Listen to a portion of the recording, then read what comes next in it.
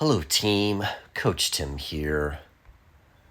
Who would have ever thought that this young individual, Bryson DeChambeau, would now be a two-time U.S. Open winner, a three-time USGA champion, as Bryson has also won a U.S. Amateur, and more importantly, right, I think everybody has known how brilliant his golf game has been, but who would have ever thought that he would have turned into the entertainer and the crowd pleaser and just somebody that is constantly being rooted on by the fans. It's just been an amazing transformation and so much fun to watch. But enough of just watching how Bryson has transformed as an entertainer and potentially as a human being.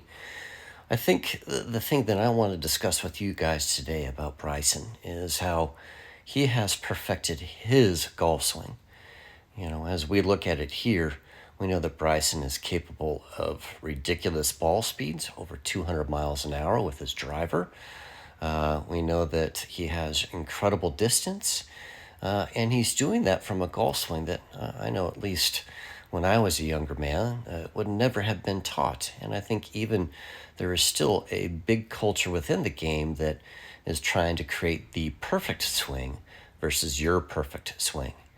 So we're going to take a deeper dive into Bryson from this view here and just talk about two different things that I think can hopefully help you on your own journey within the game of golf.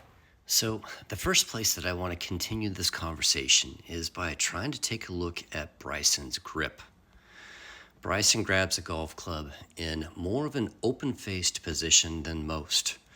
His left hand is more on the left-hand side of the club.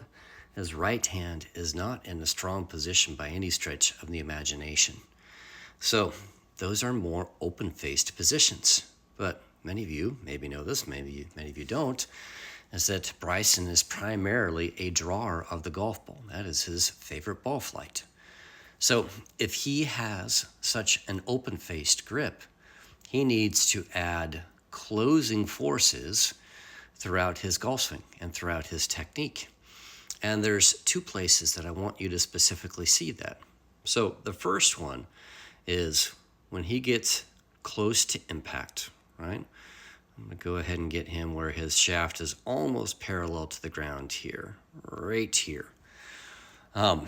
His club head is lower than most other, let's just say closed face players, and certainly what most of the golfing culture would believe that Bryson's shaft should be back somewhere in these quadrants, right? He should have more lag, right? So lag is an opening force, or is something that adds right into a ball flight. Less lag adds left into a ball flight, right? So Bryson either is a little bit of a thrower of the club, or he stalls his handle a little bit earlier in the downswing sequence, and that helps him close his club face down through the hitting area, right? So that's one of the first sequences that Bryson does. Here's the next one. I want you to go ahead and blow up Bryson's left hand, and he is basically trying to get his left forearm into more of a closed face position through a little bit of counter rotational forces with his left forearm. Or I should say, his left wrist is getting into more of a flexed position. Both of those elements help Bryson get his club face into more of a closed face position down at impact, which in turn helps him hit his more preferred draw-oriented ball flight out on the golf course. The next unique element that I want to discuss about Bryson's golf swing is his body movement. And what is his weight shift like? How does he use the ground throughout his golf swing? And so, to me, right, and maybe you saw that based upon how Bryson manages his open club face, the golf swing is about trying to be more in balance than it is about trying to be perfect. So how do we relate that to Bryson's footwork, right? So If we go ahead and start his golf swing back, you can see that there is a small lateral weight shift back with his pelvis, but then very quickly, right? Boy, that golf club isn't even parallel to the ground yet, and Bryson's pelvis is starting to work more back towards the target, or at least it's eliminating its backward movement.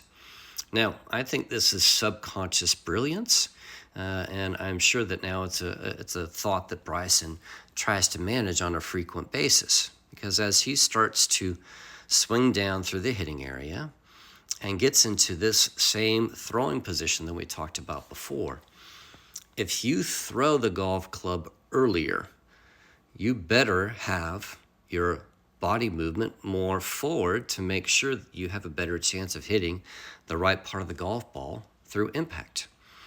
If Bryson had made a huge lateral shift backwards and then threw the golf club the same degree that he does right now, there's a really good chance that he would hit some shots turf first, okay? So again, this is just an aspect of brilliant subconscious problem solving, in my humble opinion. Although maybe Bryson, just based upon the way that he usually tries to fix things or to understand things and manage things, had conscious thoughts to help him get to this unique use of the ground.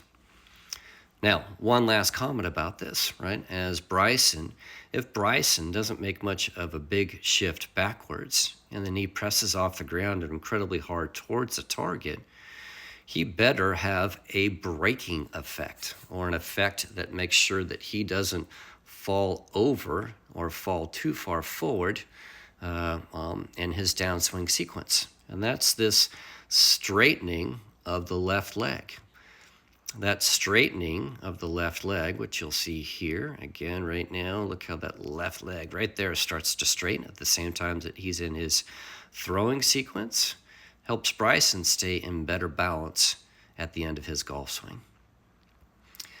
So I hope what all of this basically shares with you is that you want to be much more involved in the process of trying to make your golf swing match up.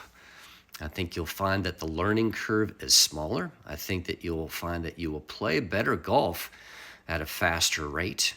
And I think that, and you look at the top players around the world, even though they have a lot of really good things that take place in their golf swing, they're not chasing a perfect technique. They're chasing their perfect technique, which helps them control the golf ball at an incredibly high level and helps them play this beautiful game for a living and hopefully impact the world with their golfing achievements. So consider that information, and best of luck in trying to find your own golf swing.